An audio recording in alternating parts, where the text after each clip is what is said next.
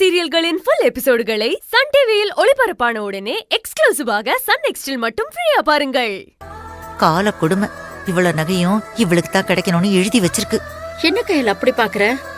இது அத்தனையும் உனக்கு தான். இதை போட்டுக்கிட்டு ரெடி ஆயிடு. சமந்தி, கையலு இவ்வளவு நகைய வாழ்நாள் அவ பாத்திருக்கவே மாட்டா. மொத்த நகைய பார்த்ததும் அதிர்ச்சியில அப்படியே வாயடைச்சு போய் நிக்கிறா.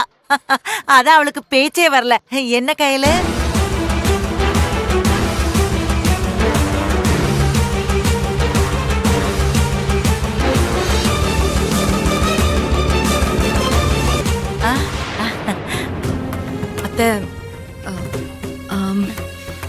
இவ்வளவு காஸ்ட்லியான நகையெல்லாம் எனக்கு வேண்டாம் அத்தை. என்னம்மா நீ நகை புடவைன்னு நாங்க எதை கொடுத்தாலும் வேணாங்கிற? ஏ, இதெல்லாம் போட்டு உன்னை அழகுபடுத்தி பார்க்க எனக்கு உரிமை இல்லையா? அப்படி நான் சொல்லல அத்தை. அப்புறம் எதுக்கு வேணாங்கிறமா? வாய் நிறைய அத்தை அத்தைன்னு கூப்பிட்டா மட்டும் போதாது. இந்த அத்தைய அம்மாவா நினைச்சு சகஜமா பழகணும். இது உன் காமாட்சி அம்மா உனக்கு கொடுத்ததா வேணா நினைச்சுக்கோயேன்.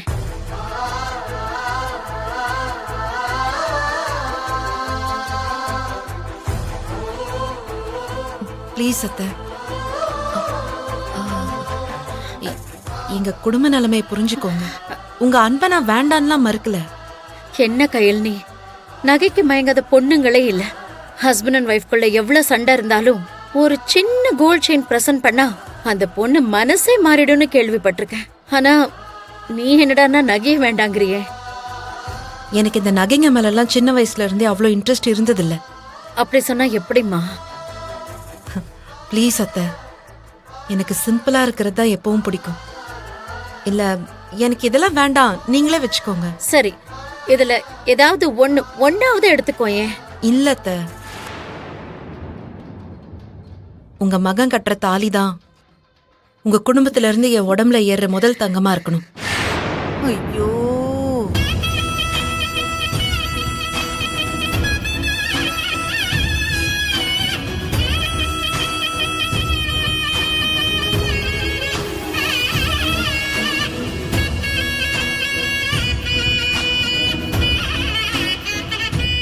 ஐயோ, எங்க இவ ரொம்ப பண்றாங்க. இவ அலம்பல் தாங்கல. எழிலோட மனைவிங்கிற அங்கீகாரத்தோட உங்க மருமகளா நான் உங்க வீட்டுக்குள்ள வரும்போது நீங்க என் தலைமையில கிரீடமே வச்சு விட்டாலும் உங்க அன்புக்காக நான் ஏத்துப்பேன்.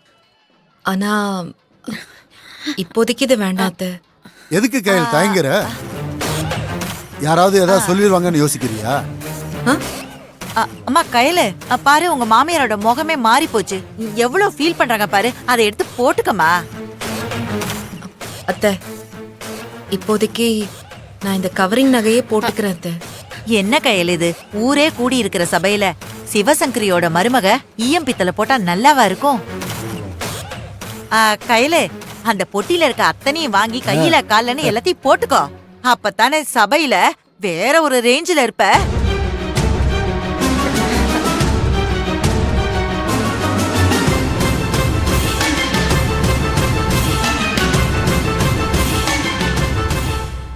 என்ன காமாட்சி, உன் பொண்ணோட மாமியாரு அவளை உள்ளங்கையில வச்சு தாங்குறாங்க. உனக்கு சந்தோஷம் தானே? சந்தோஷம் தாங்க. எப்படி இல்லாம போகும்? உன் ஆசமக கையில எழிலோட அம்மா தங்கத்தால ஜொலிக்க வைக்கிறேன்னு சொல்லும் போது பெத்த பிள்ளைக்கு நம்மளாலதான் ஒரு குண்டுமணி தங்கம் கூட போட முடியல. ஆனா மத்தவங்களாவது புள்ளைய வாழ வைக்கட்டும்னு உன் மனசுக்கு நிம்மதியா இருக்கும்ல?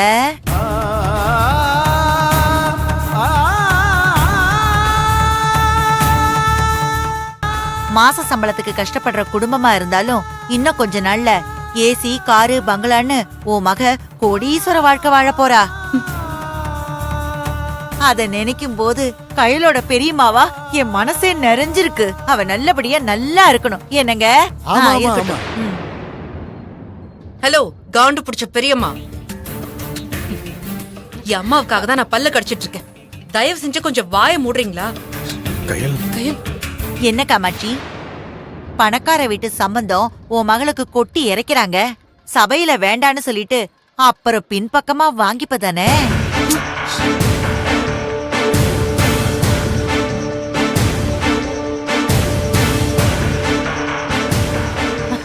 எப்படியோ நீ வாங்கிக்கலனாலும் கடைசி காலத்துல கையலோட மாமியார் கையில தாங்கறதெல்லாம் பார்த்துட்டு நீ செத்து போனாலும் உனக்கு சந்தோஷமா தானே இருக்கும். ஹலோ பெரியம்மா, முன்னாடி வேண்டான்னுட்டு சபைக்கு பின்னாடி நின்னு வாங்குற பழக்கம் உங்களுக்கு வேணா ஓட்டிட்டு இருக்கலாம்.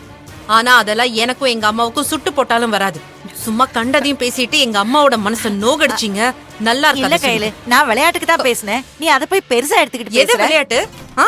உள்ளுக்குள்ள வெனைய வச்சுக்கிட்டு ஈன பல்ல இழிச்சுக்கிட்டு நின்னா கயல். அது விளையாட்டாயிடுமா? கையல் எப்படியோ கடைசியில இவ நல்லா இருக்காலன்னு சபையில நீங்க சொந்தக்காரங்க கிட்ட நொடிக்கு 100 வாட்டி நீங்க ஒத்த வார்த்தை அழுத்தும் போதே உங்க உள்ளார்த்தம் எனக்கு புரியாம ஒண்ணும் இல்ல. வயித்தறிச்சல்ல உங்க மூளை கத்துறது இங்க வரைக்கும் கேக்குது. கையல், ஏய், உன் ஓட்டவை வச்சுட்டு சும்மா இருக்க மாட்டியா? அத்தை, கூட இருக்கிறவங்களே என் குடும்பத்தை இப்படியெல்லாம் கமெண்ட் அடிக்கிறாங்க. நான் இதுக்கு தான் சொல்றேன், உங்க வீட்டுக்கு நான் மருமகளா வந்ததுக்கு அப்புறம் நீங்க என்ன செஞ்சாலும் நான் மனப்பூர்வமா ஏத்துக்கிறேன். இத பாருங்க, அப்பதான் கண்டதுங்க என்ன சொன்னாலும் அதெல்லாம் என் காதுலயே விழாது.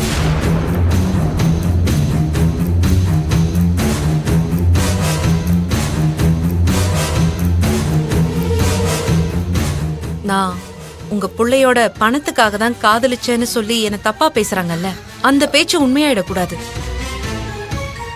சரி கையல், இனி நகை புடவைன்னு எந்த அலங்கார டாபிக்கையும் நான் உன்கிட்ட கொண்டு வர மாட்டேன். தேங்க்ஸ் அத்தை.